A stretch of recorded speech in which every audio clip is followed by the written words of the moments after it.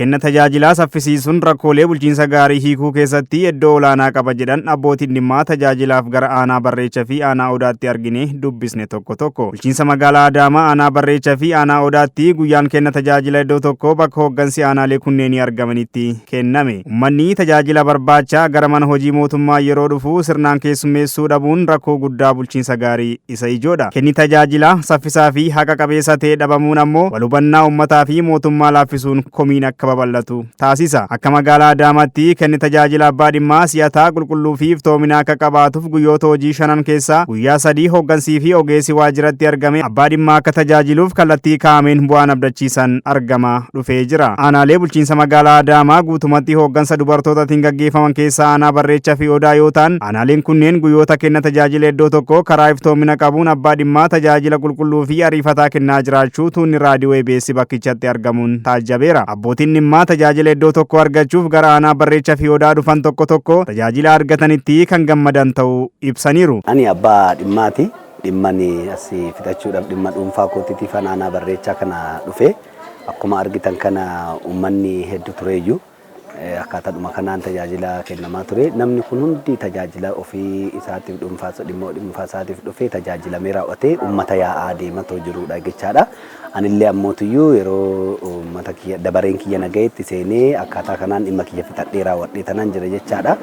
Aanaa Barreessaa keessatti inumaa'uu wanti adda isa godhu aanaa kana keessatti hooggantoonni dubartootaan aanaa hoogganamuudha. Hooggansi guutuun isaanii dubartoota. Akkaataadhuma saniin ammootiyyuu hojiin isaanii hojii aanaa kam keessattuyyuu agarre hojjetamaa jira. Akkaataa argaa jirru kanaan ammootiyyuu akkaataan tajaajilli ammootiyyuu kennamaa jirullee tajaajila adda ta'eedha. Bifa adda ta'een keessummeessaa jiru. Hedduu namoota ciccimoodha. Galatoomaa jechuun hin barbaada. Gaariidhumaan nu deebisanii tajaajila keenya arganne kinoo gara mana keenya deebi'aa jira. Tajaajilli isaanii gaariidha. Dhugaadha. Dubartoonni kun cimtoota. Dhaggeeffatanii waa'ee abbaa dhimmaatiif tajaajila guddaa rakkina guddaa furuu jiru.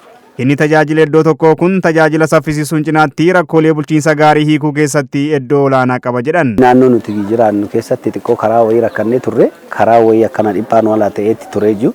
Karaa nu harkaa dhiphate san xiqqoo nu bal'isaayii rakkoo nuti ta'ee jira. Karaa san keessa deemuuf jenneeti dhufnee turreeyyuu.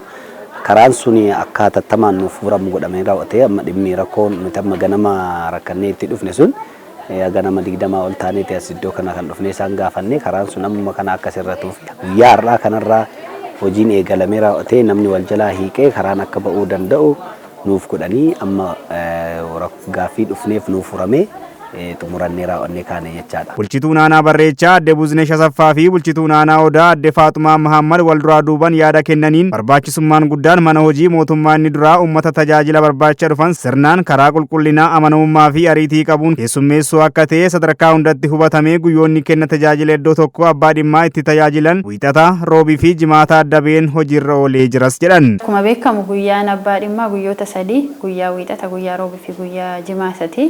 Har'ammoo guyyaa wiixataati. Guyyaa wiixataa guyyoota 3 keessa wanti adda isa godhu guyyaa bakka tokko teenyee kenna tajaajilaa itti kenninu seektarri hundumtuu bakka tokkotti ala kanatti sagantaa shaayii bunnaa qopheessinee hawaasa dhufe hundumaa seektarri abbootiin adeemsaa dhufaniiti jechuudha kan tajaajila kennaa jiru.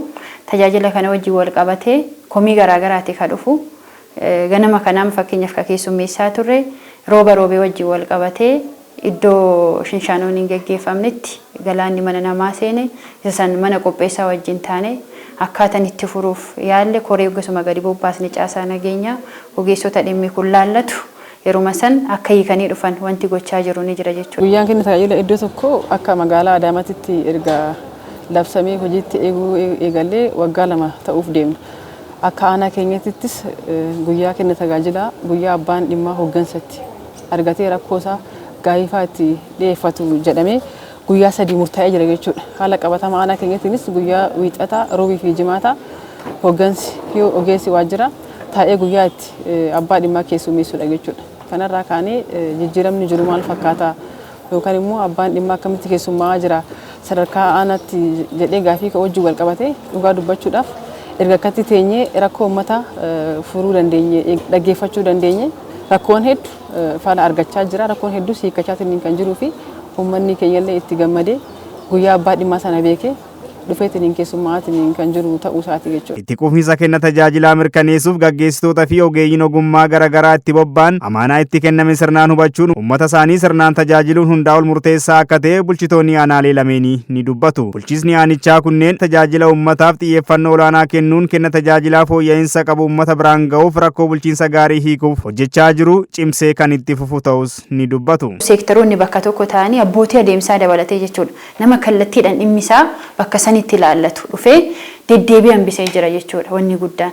Fakkeenyaaf namni ji'a 2 ji'a 3 deddeebi'aa ture waanuma yeroo gabaabaa keessatti deebii wajjin wal qabatee keessaayyuu galmee baasuu wajjin wantoota waraqaa eenyummaa wajjin daldala wajjin wal qabatu kana bakka tokko taa'uun keenya amma waan xumuruu danda'u ammumaa akka inni xumuru namni hundumtuu bakka tokko jira waan ta'eef furatee deemaa jechuudha. Kan amma furamuu hin dandeenye beellama dhaabbataadhaaf furama.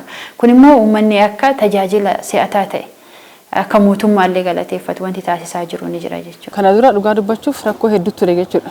Namni gattaa'ee uummata dhaggeeffatu, hawaasa isaa dhaggeeffatu hin turre sababa hojiitiin sababa garaagaraatiin guyyaa hunda sadarkaa dirree irratti hojii garaagaraatu hojjetamaatiin hin ture.